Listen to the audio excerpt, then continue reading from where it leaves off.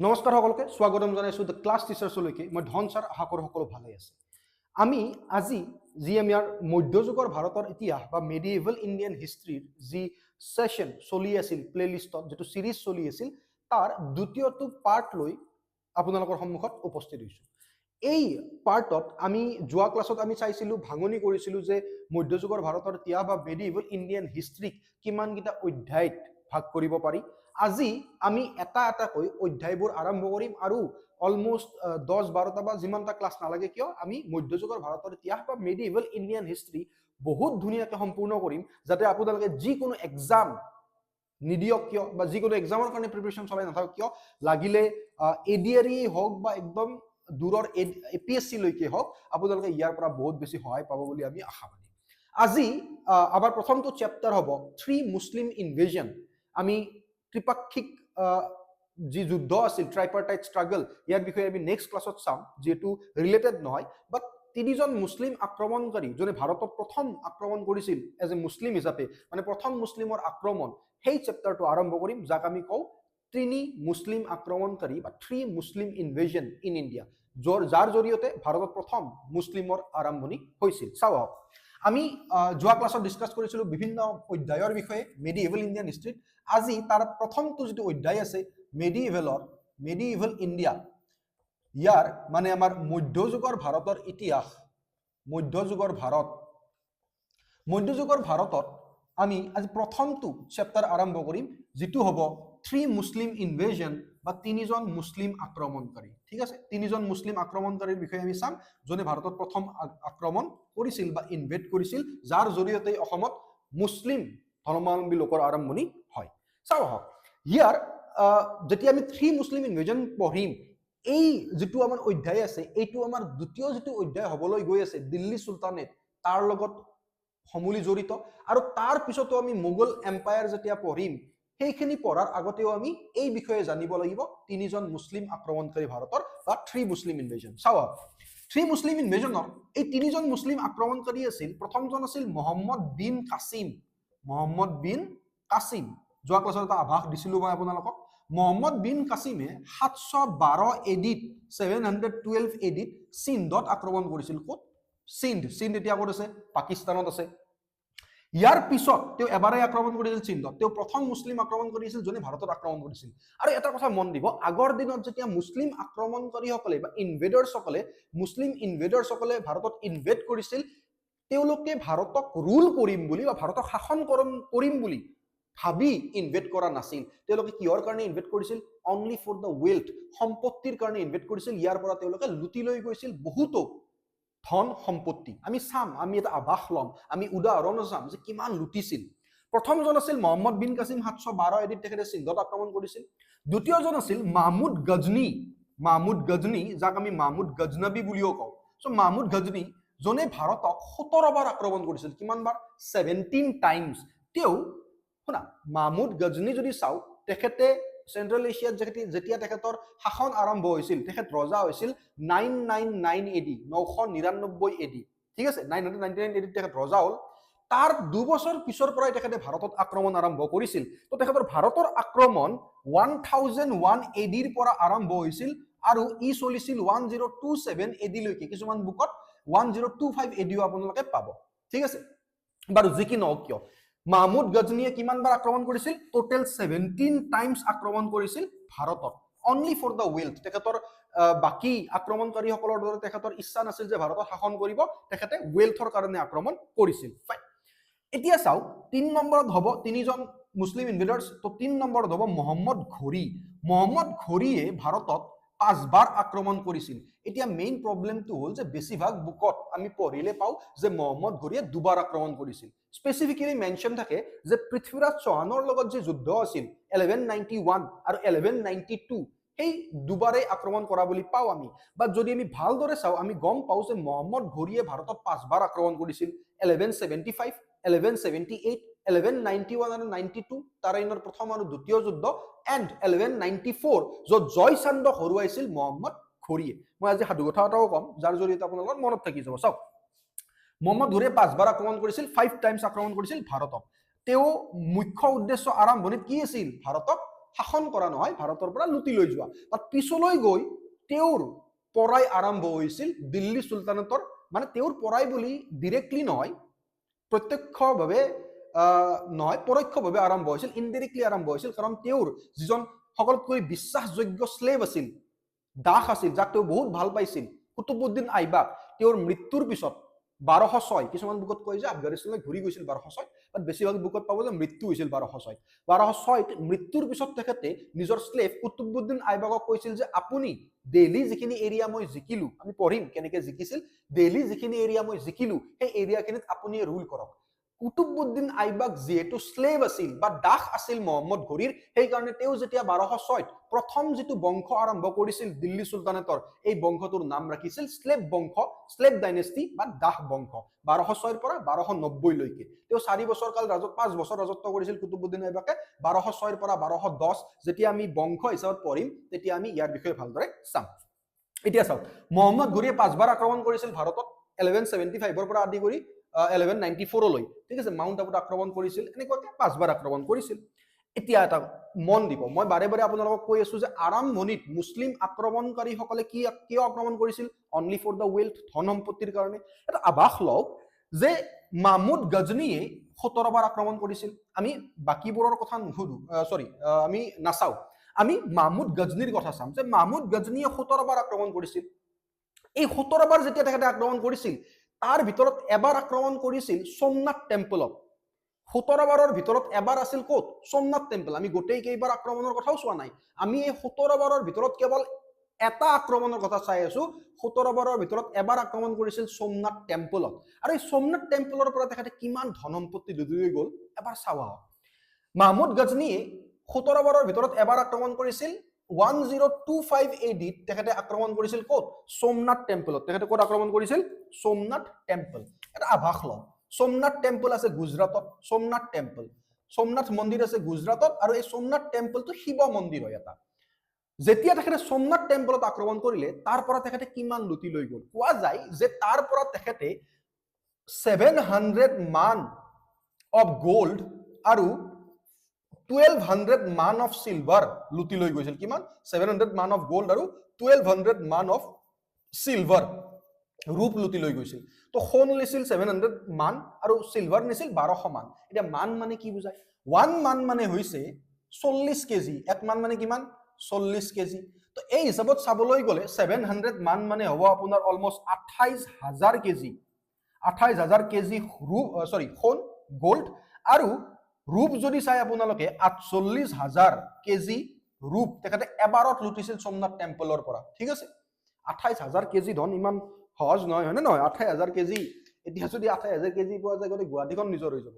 তো 28,000 কেজি এবাৰত, আপুনি ভাবক 28,000 কেজি এবাৰত সোণ, 48,000 কেজি ৰূপ সেই এবাৰতে সোমনাথ টেম্পলত।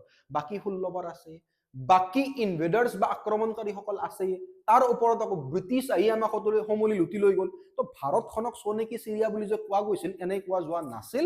ভাৰতৰ পৰা বহুতো সম্পত্তি আফগানসকলেতো বহুত লুটিছে। এতিয়াও যদি আপোনালোকে কেতিয়াবা ব্লগবোৰ চাই, কেতিয়াবা ব্লগবোৰতো চাই থাকে, বিভিন্ন ব্লগ চাই, এইবোৰ নৰ্মেল ব্লগ চোৱাত কৰি কেতিয়াবা চাব বাৰু নৰ্মেল ব্লগবোৰ, যে আজি কি কৰিলো, বেছিভাগ আজিকালি ইউটিউবত তেনেকুৱাই ওলায়। তাত বাহিৰেও কেতিয়াবা এনেকুৱা ব্লগবোৰ চাব, ইতিহাসৰ লগত জড়িত, বিভিন্ন আৰ্কিঅলজিকেল সাইটৰ লগত জড়িত।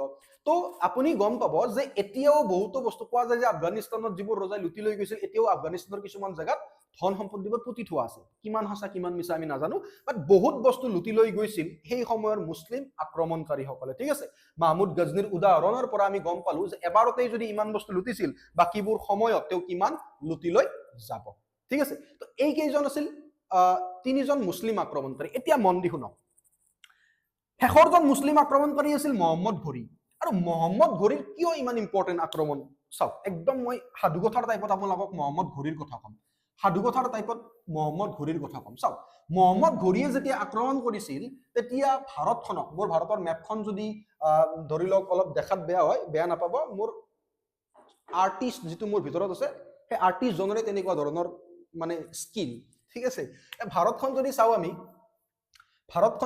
আমি, সেই সময়ত ভাৰতখনত এই দিল্লীৰ মানে এই মাজৰ যিখিনি চেণ্টাৰ আছিল, তাত এই চাইডে এটা চাইডে আছিল আপোনাৰ ডাইনেষ্টি, চৌহান ডাইনেষ্টি, য'ত ৰুল কৰিছিল পৃথ্বীৰাজ চৌহানে, তাৰ ওচৰতে আছিল জয়চান্দৰ ডাইনেষ্টি। কোন আছিল ৰুলাৰ? জয়চান্দ।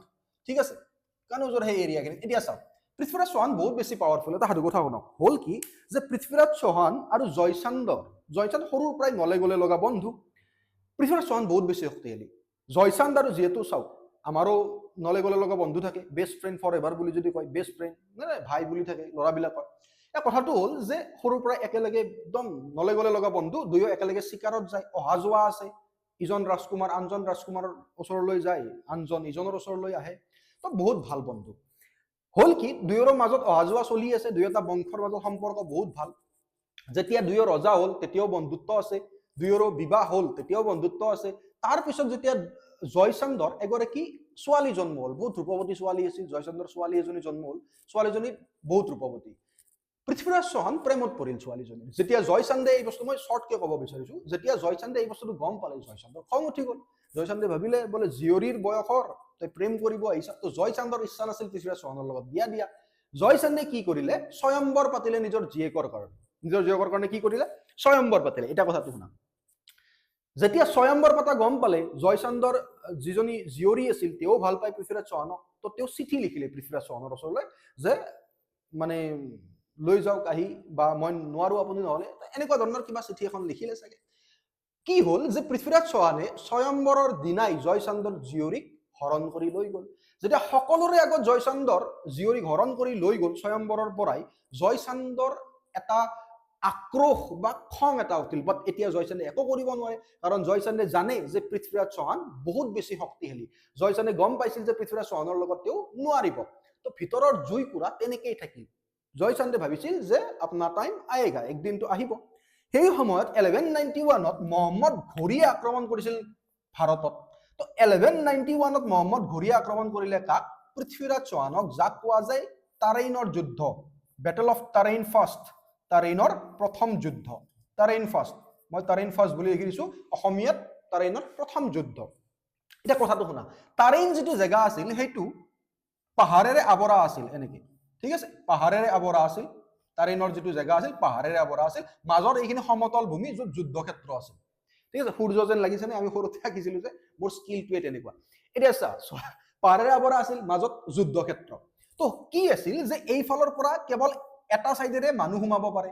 তো যিহেতু পৃথ্বীৰাজ চৌহানে সৰুৰ পৰাই দেখি আহিছে তাৰেইনখন, তো পৃথ্বীৰাজ চৌহানে কি কৰিলে, ইয়াত নিজৰ সৈন্য ৰাখি থৈ দিলে। ইয়াত নিজৰ কি ৰাখিলে? সৈন্য ৰাখিলে। এইফালৰ পৰা মহম্মদ ঘোৰীৰ সৈন্য যেতিয়া সোমাইছে, নেৰো পথ আছিল, সৰু পথ, তো এইফালৰ পৰা সোমাই পৃথ্বীৰাজ চৌহানৰ সৈন্য ৰখি আছে। তো আহাৰ লগে লগে মাৰি পেলাই। তো এনেকুৱাকে কোৱা যায় যে তাৰেইনৰ প্ৰথম যুদ্ধত মহম্মদ ঘোৰী বহুত বেয়াকে হাৰিল। ফাৰ্ষ্ট যুদ্ধত মহম্মদ ঘোৰী বহুত বেয়াকে হাৰিল, আৰু তেওঁ ডিফিটৰ পিছত তেওঁ ভাবিলে যে পৃথ্বীৰাজ চৌহানক হৰুৱাব পৰা নাযাব। কিন্তু সেই সময়তেই তেওঁ গম পালে জয়চান্দৰ কথা।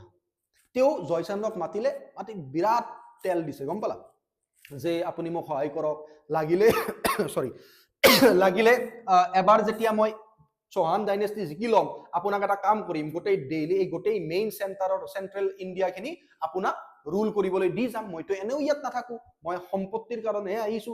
জয়চান্দে ভাবিলে বঢ়িয়া, এক গুলিত দুই চিকাৰ, শত্ৰুও মৰিল, মাজৰ চেন্ট্ৰেল গোটেই দিল্লীখন মই পাই গলো। তো জয়চান্দে, এতিয়া চোৱা, তুমি আৰু মই নলে গলে লগা বন্ধু, তোমাৰ আৰু মোৰ মাজত কিছুমান চিক্ৰেট থাকে, ধন থাকিবনে নাই? সৰি, মই কেতিয়াবা তুমি, কেতিয়াবা আপুনি ওলাই যায়, মোৰ ওলাই, তো তাৰ কাৰণে বেয়া নাপাবা। তো তুমি আৰু মই নলে গলে লগা বন্ধু, তোমাৰ আৰু মোৰ মাজত কিছুমান টপ চিক্ৰেট থাকিব, যিটো মোৰ কথা তুমি জানিবা, তোমাৰ কথা মই জানিম। জয়চান্দ আৰু পৃথ্বীৰাজ চৌহানৰ মাজতো তেনেকুৱা আছিল। এটা চিক্ৰেট আছিল যে তাৰেইনৰ যিখন যুদ্ধক্ষেত্ৰ আছিল, তাৰ পিছেৰে এটা সুৰংগ আছিল, যিটোৰ কথা জয়চান্দে গম পাইছিল। তো জয়চান্দে মহম্মদ ঘোৰীক এই বিষয়ে কৈ দিলে, আৰু মহম্মদ ঘোৰীয়ে অলপো পলম নকৰাকৈয়ে 1192 চনত তাৰেইনৰ দ্বিতীয় যুদ্ধ, তাৰেইনৰ, মই এইখিনি অসমীয়াত লিখিছো, তাৰেইনৰ দ্বিতীয় যুদ্ধ, ছেকেণ্ড তাৰেইনৰ যুদ্ধ 1192 পৃথ্বীৰাজ চৌহানৰ লগত কৰিলে। আৰু তাৰেইনৰ এই দ্বিতীয় যুদ্ধত, কাৰণ পৃথ্বীৰাজ চৌহানৰ একো আইডিয়াই নাই যে মহম্মদ ঘোৰীয়ে এই কথাটো গম পায়, তো তাৰেইনৰ দ্বিতীয় যুদ্ধত কি হ'ল, পৃথ্বীৰাজ চৌহান হাৰিল আৰু মহম্মদ ঘোৰী জিকিল। ঠিক আছে, কিছুমান বুকত উল্লেখ আছে যে তাতেই পৃথ্বীৰাজ চৌহানৰ মৃত্যু হৈছিল, কিছুমান বুকত উল্লেখ আছে যে নাই, তেওঁক বন্দী বনাই লৈ গৈছিল, পিছত তেখেতৰ মৃত্যু হৈছিল। বাৰু, তো তাৰেইনৰ দ্বিতীয় যুদ্ধত কোন জিকিল? মহম্মদ ঘোৰী জিকিল। এতিয়া 1192 লৈকে এই এৰিয়াখিনি কাৰ মহম্মদ ঘড়ীৰ এতিয়া জয়চান্দে ভাবিছিল যে মই পাম কিন্তু মহম্মদ ঘড়ী এতিয়া চোৱা জয়চান্দে সাপক গাখীৰ খুৱাই আছিল হয়নে নহয় মহম্মদ ঘড়ীয়ে কি কৰিলে জয়চান্দক এই গোটেই এৰিয়াটো দিয়াৰ সলনি 1194ত জয়চান্দক লগত যুদ্ধ কৰি জয়চান্দক হৰুৱালে আৰু গোটেই এৰিয়াটো মহম্মদ ঘড়ীয়ে নিজৰ দখললৈ আনিলে কিমান চনত 1194 সো 1194ৰ পৰা যদি আমি চাও 1206 লৈকে 1206 লৈকে যদিও নতুন কোনো বংশ স্থাপিত হোৱা নাছিল দিল্লীৰ এই এৰিয়াটোত তাৰ পিছতো ঘড়ীৰ কন্ট্ৰলতে আছিল আৰু 1206 চনত যেতিয়া ঘড়ীৰ মৃত্যু হল ঘড়ীয়ে নিজৰ সকলোতকৈ মৰমৰ বিশ্বাসযোগ্য দাস বা স্লেভ কুতুবউদ্দিন আইবাক কুতুবউদ্দিন আইবাকক এই এৰিয়াটো ৰুল কৰিবলৈ দি গল আৰু কুতুবউদ্দিন আইবাক যেহেতু স্লেভ আছিল দাস আছিল মহম্মদ ঘড়ীৰ তেওঁ প্ৰথম দিল্লী সুলতানেটৰ প্ৰথম বংশ স্লেভ বংশ বা দাস বংশৰ প্ৰতিষ্ঠা কৰিলে 1206 চনত he founded the slave kingdom in 1206 ৰ পৰা 1210 লৈকে তেওঁ ৰুলাৰ হৈ আছিল ঠিক আছে তো কুতুবউদ্দিন আইবাকে এই স্লেভ বংশৰ আৰম্ভণি কৰিলে আই হোপ আপোনালোকে এই বস্তুখিনি বুজি পাইছে ঠিক আছে আৰু মনত ৰাখিবা যেতিয়া আমি স্লেভ বংশ পঢ়িম স্লেভ ডাইনেষ্টি তেতিয়া এটা বস্তু মনত ৰাখিবা দাহ বংশত যদি হুদে প্ৰথম ৰুলাৰ কোন দিল্লী সুলতানেটৰ কুতুবউদ্দিন আইবাক প্ৰথম ৰুলাৰ কোন স্লেভ বংশৰ কুতুবউদ্দিন আইবাক কিন্তু যদি হুদে প্ৰথম সুলতান কোন আছিল স্লেভ বংশৰ বা প্ৰথম সুলতান কোন আছিল দিল্লী সুলতানেটৰ তেতিয়া হ'ব শামসুদ্দিন ইলতুতমিছ যোন কুতুবউদ্দিন আইবাকৰ পিছত ৰজা হৈছিল কাৰণ যেহেতু কুতুবউদ্দিন আইবাকে নিজৰ গুৰু বুলি নিজৰ সুলতান বুলি মহম্মদ ঘড়ীক মানিছিল তেওঁ কেতিয়াও সুলতান উপাধিটো লোৱাই নাছিল তো প্ৰথম সুলতান কোন দিল্লী সুলতানেটৰ শামসুদ্দিন ইলতুতমিছ আমি পঢ়িম স্লেভ বংশত প্ৰথম ৰুলাৰ কোন কুতুবউদ্দিন আইবাক আই হোপ আপোনালোকে এই বস্তুখিনি বুজি পাইছে আৰু এই বস্তুখিনি বহুত গুৰুত্বপূৰ্ণ যেতিয়া আমি আসাম হিষ্ট্ৰী পঢ়িম প্ৰাচীন অসমৰ ইতিহাস বা এনশিয়েন্ট আসাম হিষ্ট্ৰী তেতিয়াহ'লে যেতিয়া প্ৰথম মুছলিম ইনভেজনৰ যে টপিক আছে আমি যেতিয়া পঢ়িম তেতিয়া আপোনালোকে এই বস্তুখিনি মনত ৰাখিব লাগিব কাৰণ এই বস্তুখিনি ৰিলেট কৰি মই আপোনালোকক প্ৰথম মুছলিম ইনভেজন ইন আসাম প্ৰাচীন অসমৰ ইতিহাস বা এনশিয়েন্ট আসাম হিষ্ট্ৰীত পঢ়াম ঠিক আছে আই হোপ এইখিনি বস্তু মনত থাকিব আপোনালোকৰ বহুত বেছি মৰম বহুত ভাল পোৱা আশা কৰোঁ বুজি পালে নেক্সট পাৰ্টত আপোনালোকক ইয়াৰ পিছৰ যিখিনি পৰ্চন আছে সেইখিনি কন্টিনিউ কৰিম মেথছৰ ক্লাসো কন্টিনিউ হ'ব তাৰ লগতে নেক্সট আসাম হিষ্ট্ৰীৰ এনশিয়েন্ট আসাম হিষ্ট্ৰী ক্লাস আমি আৰম্ভ কৰিম আমি চেষ্টা কৰিম যে সকলোখিনি সৰু সৰু পাৰ্টত গোটেইখিনি বস্তু যে কভাৰ কৰিব পাৰো বিভিন্ন এক্সাম যিকোনো এক্সাম নহওক কিয় আপোনালোকে যাতে নিজৰ ফালৰ পৰা 100% দি গৈ এক্সাম ক্লিয়াৰ কৰিব পাৰে বহুত বেছি মৰম বহুত ভাল পোৱা ভালদৰে পঢ়ি থাকিব বহুত আশীৰ্বাদ মোৰ ফালৰ পৰা লগ পাম সকলোকে তেতিয়ালৈকে জয় অসম